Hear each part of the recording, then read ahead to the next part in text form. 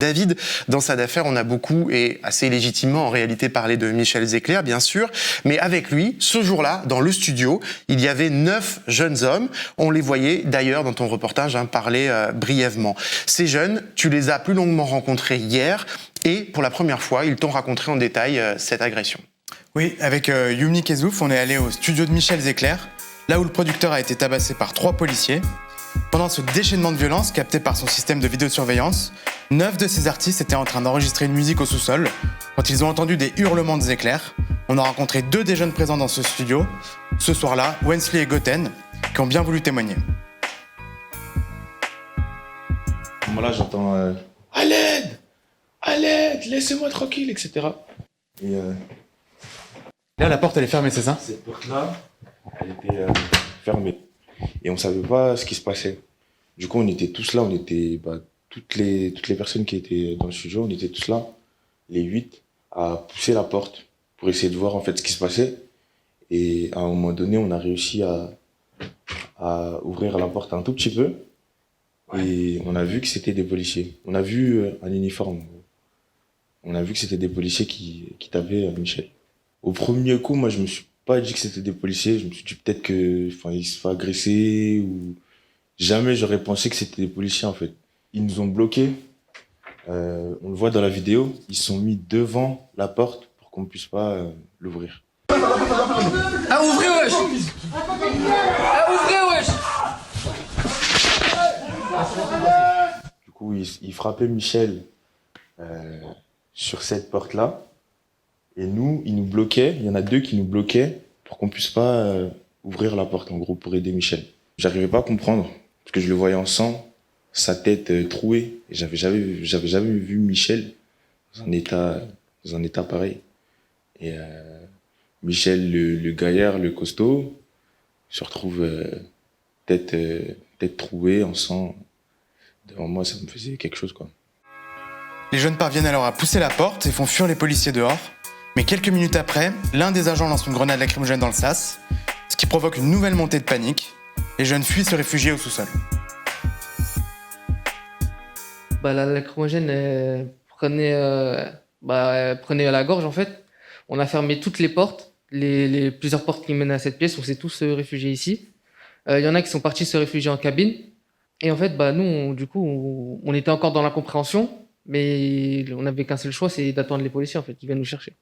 Mais à ce moment-là, toi, t'avais peur, tu pensais à quoi? Tu disais que tu risquais quelque chose ou que de toute façon, c'était des policiers, donc ça allait aller? Non, franchement, j'avais pas confiance du tout. Je savais déjà que l'histoire était bizarre dès le début, en fait.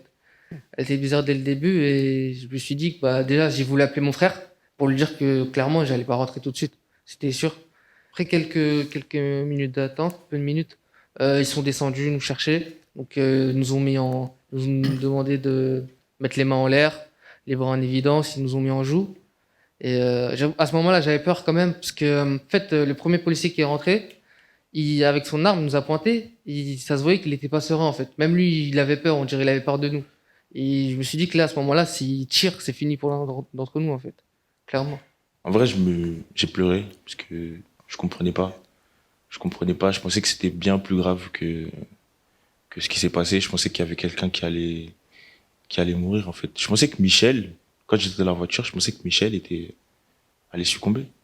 Et ça me faisait mal, parce que Michel n'avait rien fait. Et je savais que Michel n'avait rien fait.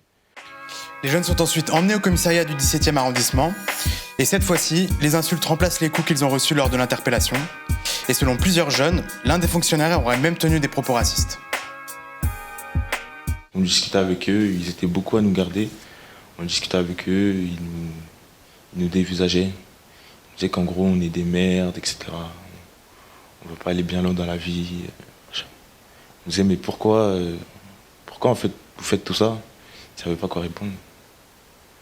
C'était bouche bée à cette question. Il y avait des policiers qui étaient calmes, qui parlaient pas, mais il y en avait d'autres qui avaient des propos choquants quand même. Qui disaient, oui, c'est toujours vous, les nègres. Toujours vous, les nègres. La preuve. Enfin, n'importe quoi, en fait. Ils disaient n'importe quoi. Ils ont utilisé le mot nègre au commissariat? Oui, il y a un policier qui a utilisé ce mot, clairement. Tu l'as entendu, toi, distinctement? Oui, distinctement. Ouais. Il le disait dans quel contexte? Il disait quoi exactement? Bah, en fait, c'était pour nous désigner, nous, en fait, l'ensemble des personnes qui avaient été embarquées, en fait. En disant que c'est dans ces histoires-là, c'est toujours nous. Alors que là, clairement, en fait, on n'avait rien fait du tout. On a été embarqués euh, pour rien, clairement pour rien.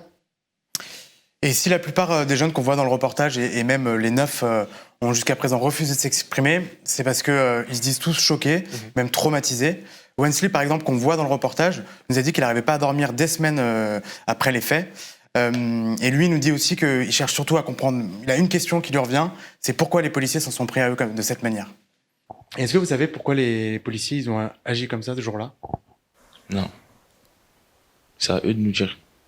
Moi, je vais pas. C'est à eux de nous dire. Je vais pas m'imaginer des choses ou quoi. C'est à eux de nous dire pourquoi, comment ils ont atterri ici. Et c'était quoi ton regard sur la police avant?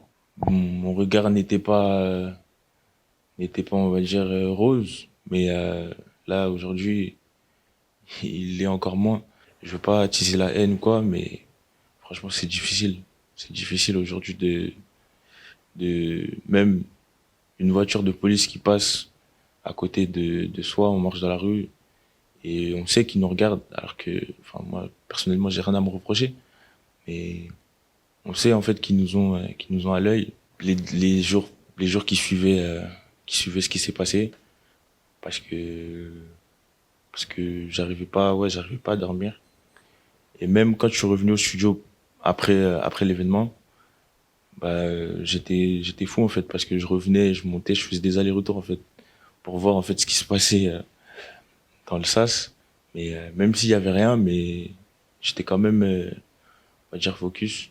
Et bon, aujourd'hui, ça va. J'arrive à, on va dire, tourner la page, parce que j'estime que faut pas trop rester sur ça, sinon je vais être bloqué. Donc, c'est de me changer les idées, de faire autre chose, etc. Même avec tout ce qu'on a, je sais même pas si on aura gain de cause dans l'enquête, qui se passe. Ça me fait peur un peu pour l'avenir, pour ma famille, pour mes enfants, pour d'autres personnes aussi à qui une histoire comme ça peut arriver. Et je sais qu'il y en a. Dieu merci, on avait les caméras ici, mais tous les jours dehors, il y a des gens qui se font frapper et qui n'ont pas les moyens de revendiquer leurs droits. Donc voilà, c'est compliqué un peu aujourd'hui, la France. Est-ce qu'aujourd'hui t'as peur de la police? Ce serait mentir de dire que j'ai pas peur, parce que ils sont quand même armés, quand même imposants physiquement. On va dire que je peux les regarder dans les yeux, mais s'ils commencent à, on va dire, à avoir peur de moi ou de ce que je peux faire, là, moi aussi j'aurais peur d'eux, parce que c'est des gens, je sais pas comment ils peuvent réagir, en fait. C'est quoi le sentiment que t'as par rapport à la police aujourd'hui? Aujourd'hui, par rapport à la police, clairement, j'ai pas confiance. J'ai pas confiance. J'ai pas confiance. Limite, j'ai peur quand je les vois. J'ai peur quand je les vois. Parce que je me dis que je suis pas en sécurité, en fait. Clairement, le contraire. Je devrais me dire que je suis en sécurité, mais non. C'est tout le contraire. T'attends quoi de la justice aujourd'hui? Bah, j'attends clairement qu'elle fasse son travail. Qu'elle fasse son travail en toute parité. Donc, qu'elle exerce son travail de juger les gens comme on est tous égaux à la même enseigne, sans se dire que oui, ce sont des policiers, donc eux, on va être gentil avec eux. Non, c'est pareil pour tout le monde, en fait. C'est pareil pour tout le monde. Si moi, demain, il m'arrive de frapper un policier, outrage à agent, je vais prendre une peine exemplaire. J'aimerais qu'il arrive la même chose, en fait.